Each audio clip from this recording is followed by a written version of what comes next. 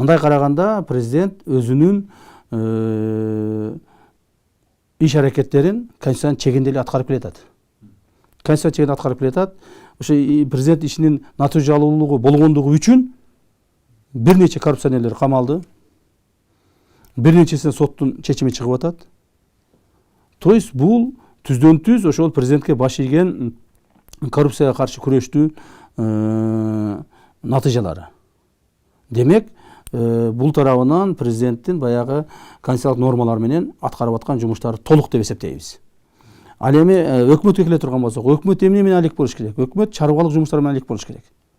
Өкмөттүн чарбалык жумуштары менен алек болгондугу бул мамлекетибизде жашаган ар бир жарандын, ар бир биздин инсандарыбыздын жашоо турмушунун кайсыл бир деңгээлде оң жана терс жагына өзгөрүүсү.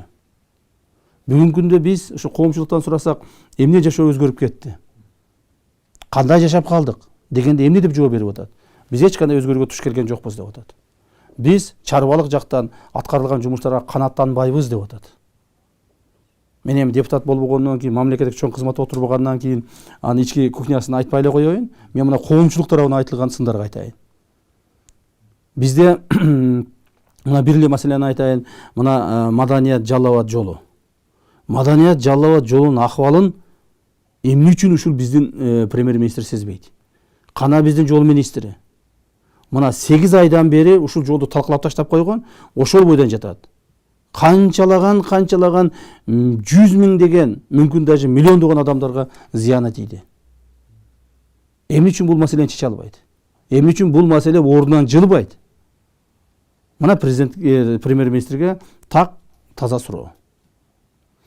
Элибиздин жашоо турмушу эмне менен өзгөрүп кетти? Так. Бүгүнкү күндө мына айыл жергелериндеги жашоо турмуш региондорду өнүктүрүү деп атпайбызбы? Региондорду өнүктүрүү боюнча президент койгон тапшырмалары эмне менен айырмаланды, эмне менен чечилди? Чарба тарабынан караганда эч нерсе чечилген жок. Баягы эле күзүндө, кышында, мына азыр кыш маалында айылдагы белчеден келген ылай жолдор, баягы эле кыйналган адамдар, жаз маалында болсо ошо жолдордун баардыгы чаң басып, чаң көтөрүлүп кыйналган адамдар. То есть биз бүгүнкү күндө өкмөттүн иштеген ишине, же кайсыл министрдин бир иштеген ишине жакшынакай баа берүүдөн алыспыз.